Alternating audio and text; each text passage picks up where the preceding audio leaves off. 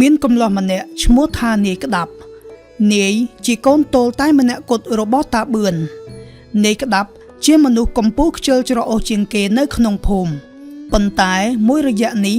គេហាក់ដូចជាឧស្សាហ៍ប្លែកជាងសពដងជួយម៉ែ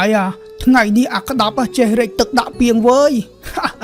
ចឹងតើបានអញឆ្ងល់មេឃវាចេះតែក្តៅម៉េះ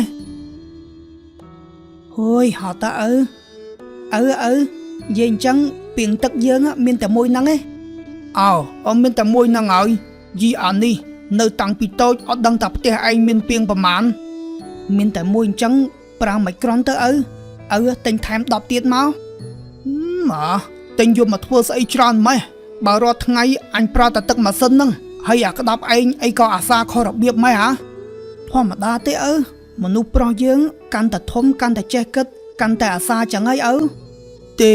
មនុស្សខ្លះវាអាសាតាំងពីកើតហើយអាខ្លះវិញទៅតែឧស្សាហ៍ប្រហែលថ្ងៃនេះទេអានឹងសង្ស័យតែវាចង់បានអីហើយមើលទៅដូចដឹងចិត្តខ្ញុំចឹងហើយឯងចង់បានអីមើលនិយាយឲ្យត្រង់មើលមានចង់បានអីខ្ញុំចង់បានសក់វែង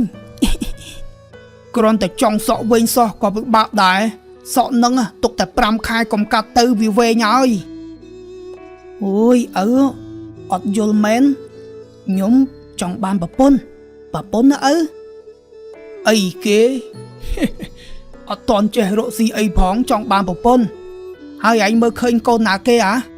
កូនយាយអយខ្ញុំទើបស្គាល់ថ្ងៃចូលឆ្នាំហ្នឹងអើយកាលហ្នឹងខ្ញុំប៉ាត់ម្សៅប៉ះថ្ពាល់គេនិយាយពីថាអាលងស្រិលហ្មងអើយអូយាយអយហ្នឹងកាលនៅកមុំសង្សារចាស់អញតើហើយបើទៅចូលសួរគេមិនឲ្យកូនមិនបានគេមិនឲ្យកាលហ្នឹង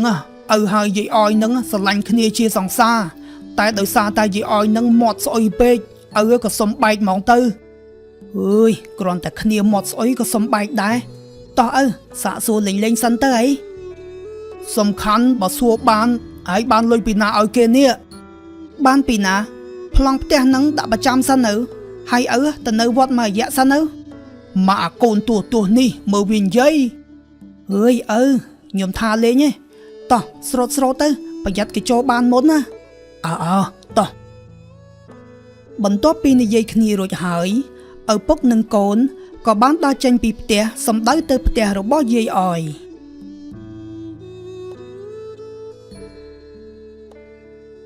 ណែក្អេត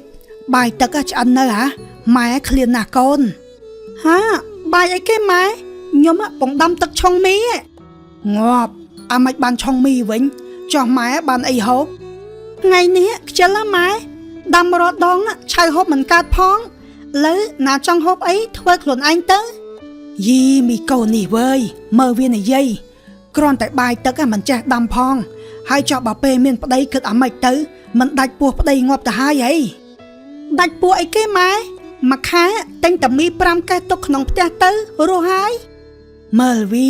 លសម្ដីវាគំនិតចេញមកគ្មានដឹងអីមកបៀកឲ្យតែម៉ាក់ហ្នឹងបើមានអ្នកណាចូលមកទៅដឹងអញសុកចិត្តលើកឲ្យគេហ្វ្រីមែនក៏អីនេះលោកបងបឿនហើយមកតាំងពីអង្កាលទៅមកមិញហ្នឹងអូយក្តៅនេះសុំទឹកមកផ្តិលផឹកសិនមើលចាលោកបងអញ្ជើញអង្គុយសិនមកអញ្ចឹងម៉ែណាគេនឹងម៉ែហេម្នាក់ហ្នឹងឈ្មោះថាតាបឿនអាគាត់នឹងហើយបោកចិត្តម៉ែកាពីកមុំនោះណែឆាប់ទៅយកទឹកមកប៉ាន់មកនេះទឹកលោកបងអញ្ជើញពិសាណានិយាយអញ្ចឹងអ្នកអត់ប្រកាន់រឿងពីមុនណាអីមិនប្រកាន់ទេហើយតាំងពីបែកពីខ្ញុំមកគេមើលថែអ្នកបានល្អតើអីអូយស្អីទេឲ្យមកនិយាយសាច់ការរឿងខ្ញុំអានេះអញគ្រាន់តែចង់រំលឹកអនុស្សាវរីយ៍ចាស់សិនមើលទៅចាំពេលក្រោយចាំលឹកទៅណែលោកបងមានការអីឆាប់និយាយឲ្យប្រាវមកណាកុំបាច់វែងឆ្ងាយអីណែអូយកូនស្រីអ្នកនៅទំនេរតើអីបើថានៅទំនេរមិនទាន់ពាក់ព័ន្ធជាមួយអ្នកណាទេខ្ញុំគិតចង់សាកសួរកូននេះឲ្យអាក្តាប់កូនខ្ញុំនេះ អូតាមពិតចង់មកសាកសួរកូនខ្ញុំទេមានអីលោកបងកូនខ្ញុំវាមិនទាន់ពាក់ព័ន្ធជាមួយអ្នកណាទេបើវាខ្ជិលម្លឹងអ្នកណាទៅចង់បានវានោះត្រូវមាច់តែម្ដងហើយកូនខ្ញុំក្តាប់ក៏វាខ្ជិលដូចគ្នាដែរណែសង្ស័យតែគូព្រេងវាឲ្យមើលទៅបាននិយាយពីរឿងខ្ជិលវិញកូនលោកបងចាញ់កូនខ្ញុំទេមីមួយនេះកុំថាឡើយដាំបាយគ្រាន់តែប្រើវាឲ្យជៀនពងទាក៏ជៀនខ្លោចដែរអូប៉ុណ្ណឹងចាញ់កូនខ្ញុំឯងអានេះវិញបើនិយាយពីរឿងដេកវិញវាដេកតាំងពីយប់ទល់ភ្លឺពីភ្លឺទល់ល្ងាចបានវាក្រោកឡើងមកស៊ីបាយហើយស៊ីបាយរួចហើយបានវាចូលដេកទៀតយ៉ាប់ហ្មងឲ្យមកនិយាយសាច់ការនិយាយតែដើមកូនឯងលោកបងបើលោកបងចង់បានកូនខ្ញុំប្រយ័ត្នស្ដាយក្រោយកូនខ្ញុំវាអត់ចេះអីទេអត់ចេះមិនម៉ែចោះទឹកមកកាសៀវហ្នឹងក្រែងខ្ញុំអ្នកដាំអីណូអើយកូនអ្នកអត់ចេះសោះតែថាគ្នាអត់ចេះណែមិនអីទេបើវាពេញចិត្តគ្នាដែរវាគង់តែចេះទេហើយមិញឮថាអ្នកចង់លើកឲ្យ free មែនក៏អីអត់ទេមិន free ណាខ្ញុំនិយាយលេងតាបើចង់បានកូនខ្ញុំតតែហ៊ាន 10000 ដាច់ជុំយៈប៉ប៉ិនបាត់ដៃសោះថ្លៃអីក៏ថ្លៃយ៉ាងនេះអាក្តាប់ដឹងឯឪតើអត់បានខ្ញុំលុតទឹកហើយនាំទុកដល់អញទៀតឯងអ្នក10000ក៏បានដែរតែសុំកក់ពាក់កដាលសិនហើយពាក់កដាលទៀតសុំបងរំលោះបានអត់ថ្មីចាស់ហ្មងនេះលោកបងមកសុំបងរំលោះប្រពន្ធមិនអីទេតាមនឹងចោះណាឲ្យពាក់កដាលសិនក៏បានដែរអញ្ចឹងអូខេហើយអាក្តាប់ត្រៀមខ្លួនរៀបការទៅវើយក្រោយពីព្រមព្រៀងគ្នារួចហើយតាបឿននិងយាយអយក៏បានរៀបចំពិធីរៀបការឲ្យកូនរបស់គាត់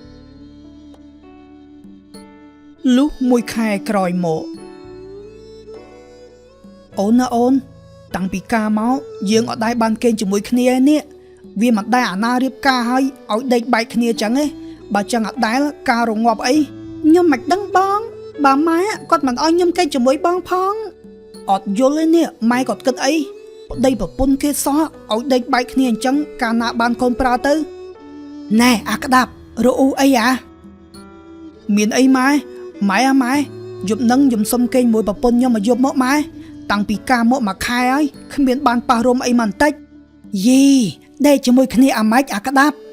ណែឪឯងឲ្យថ្លៃទឹកដោះម៉ែមិនទាន់គ្រប់ទេណាឲ្យពាក់កណ្ដាលសុំបងរំលោះពាក់កណ្ដាលសិនរាល់ថ្ងៃនេះពួកឯងជាប្តីប្រពន្ធមិនទាន់ពេញសិទ្ធទេហើយឯងមកចង់ដេកអបកូនអញអាម៉េចមិនកើតអាក្តាប់អូយវាមិនដែរមានទេម៉ែប្តីប្រពន្ធខ្ញុំការពេញច្បាប់ទៅជាអត់ពេញសិទ្ធទៅវិញហើយអត់ឲ្យគ្នាដេកជាមួយគ្នាទៀតណែបើចង់ដេកជាមួយគ្នាតតែយកលុយថ្លៃទឹកដោះមកឲ្យម៉ែឲ្យគ្រប់សិនព្រោះមុនការក្រែងឪឯងមកសុំបងរំលោះហីយ៉ាប់ដល់អញ្ចឹងពេកទៅខ្ញុំដូចជាលែងចង់បានកូនម៉ែវិញហើយនេះស្រេចតែឯងទៅចង់បានឬមិនចង់បានគិតមើលទៅថាអ្នកណាជាអ្នកខាតឥឡូវខ្ញុំទៅសុំលុយឲ្យខ្ញុំមកបងឲ្យគ្រប់បងហើយអត់មានលេងតណាប់អញ្ចឹងទៀតទេណា